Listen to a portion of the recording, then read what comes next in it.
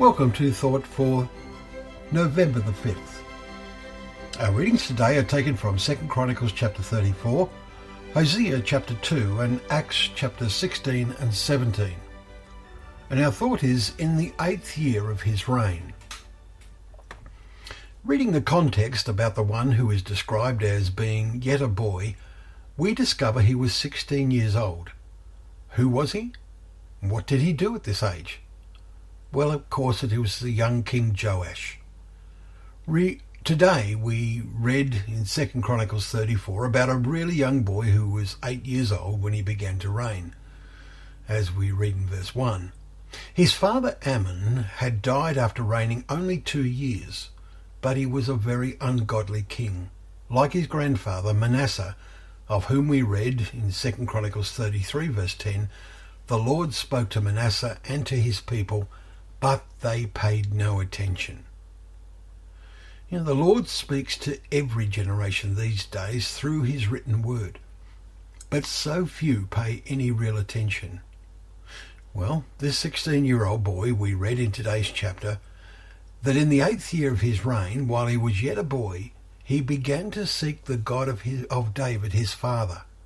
2 Chronicles 34 and verse 3. When he was 20, he began to act to destroy all the false places of worship. At his command, they chopped down the altars of the Baals in his presence. We read in verse 4 of 2 Chronicles 34. When he was 26, he gave orders to repair the temple and make it fit for use in the worship of the Lord. In the process of doing this, Shaphan the secretary reported to him, "I have found the book of the law in the house of the Lord." Verse 15. After it had been read before him, the king sent and gathered together all the elders. We read in verse 29. Then the king himself read in their hearing all the words of the book of the covenant. Verse 30.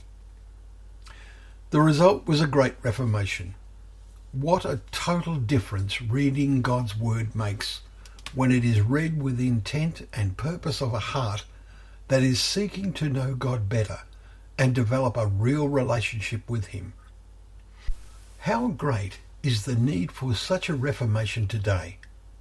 In those days it was initiated by the king, as we will read tomorrow, but today it has to start with the individual, and God has seen to it that his word is available to be read by all individuals and those who are awake and see the need to really seek God and who are ready to practice the result of such a seeking and will make sure that they read it. What position are you in? Thank you for joining us for Thought for the Day once more, that together we can open up the pages of God's word, remembering that they are a lamp to our feet and a light to our path.